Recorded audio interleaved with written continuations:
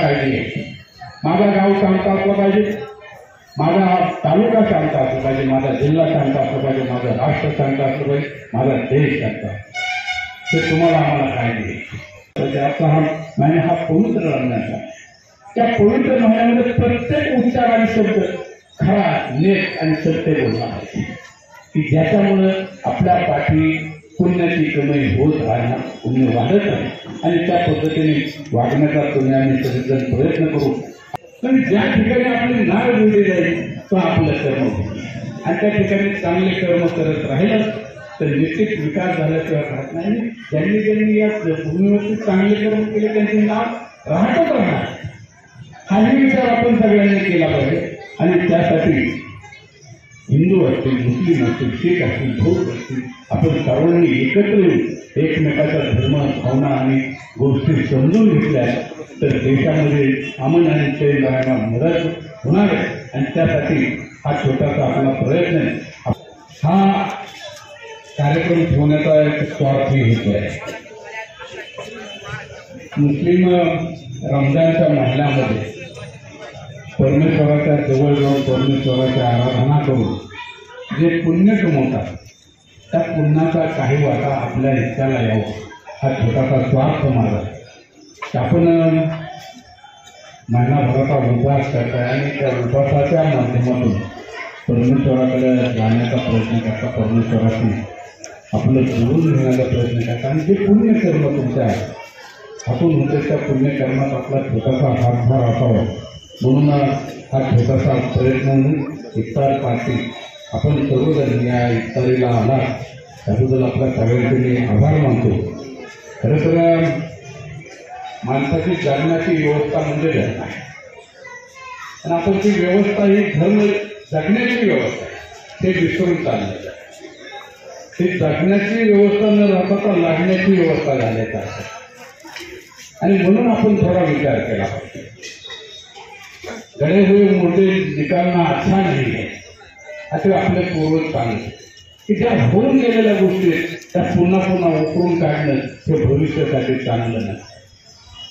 आणि नेमकं देशात होतंय काय हा फार मोठा आहे. आणि मग हे बघत असताना तुमचं आमचं सामान्य माणसाचा विश्वास बऱ्याचशा गोष्टीवर तो उडत जातो की काय. आणि म्हणून तुम्ही आम्ही अगोदर एकत्र आलो तर समाज एकत्र आला तर काहीही होऊ शकत नाही. पण आपण एकत्र राहिलो नाही तर अनेक गोष्टी होत राहतात, होत जातात किंवा काही लोकांना त्या करून घ्यायच्या.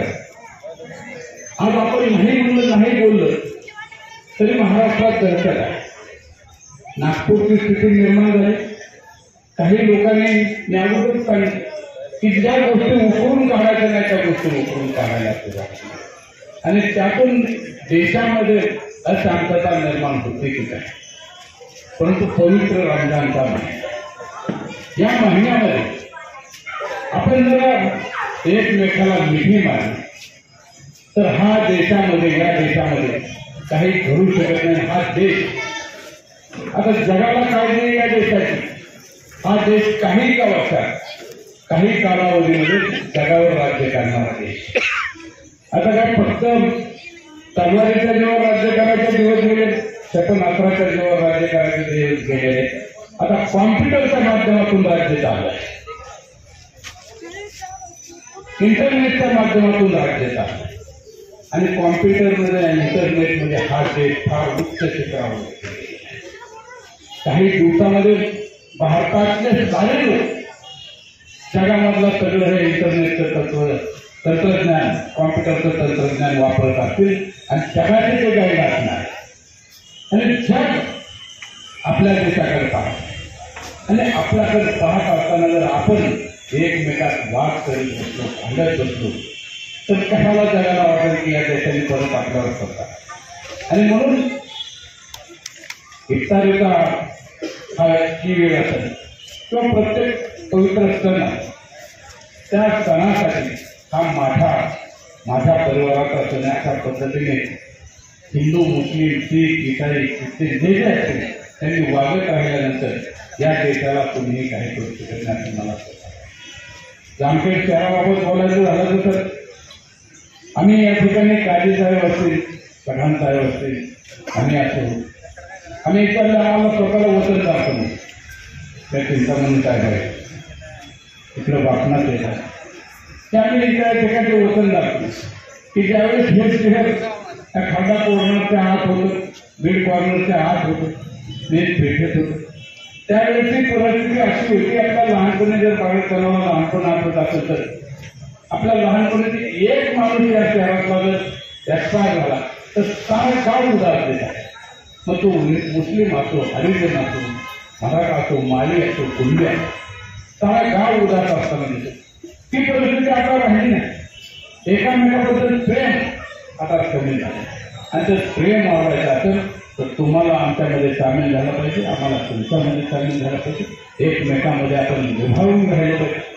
मला वाटतं जाकीर सरने सांगितलं की मी या ठिकाणी दिवसभर याच्यामध्ये थांबलो. कोणी सांगितलं इस्तेमामध्ये दिवसभर पण नगरलाही इस्तेमामध्ये आम्ही दिवसभर थांबलो. ज्यावेळेस एखादा इस्तेमा घेऊ की या तर मला तर असं वाटतं बरं का तुम्ही थोडी जर मदत केली तर आमच्याकडे इस्तेमा असला की जामखेडमध्ये जे भाविक आहेत हिंदूमध्ये ते शेत पाचशे वेगळे बसवण्याची तिथे पुढं बसवण्याची व्यवस्था तुम्ही केली पाहिजे. त्यांनी तिथे येऊन बसलं पाहिजे आणि ऐकलं पाहिजे. अशी अनेक माणसं आहेत की ज्यामुळे ही परिस्थिती नाही की आपण इथं जाऊ शकतो, इथं बसू शकतो, इथं ऐकू शकतो, त्या गोष्टी आतमध्ये जाऊ शकतो, आतमध्ये बसू शकतो, ऐकू शकतो, या गोष्टी माहिती नसल्यामुळे माणसं विभागलेली गेली. आणि मग त्यांना आवडून बोलवलं पाहिजे, आवडून सांगितलं पाहिजे, या म्हणलं पाहिजे, पता म्हणलं पाहिजे. आणि मग हे जर झालं तर आपोआप कमी होतं.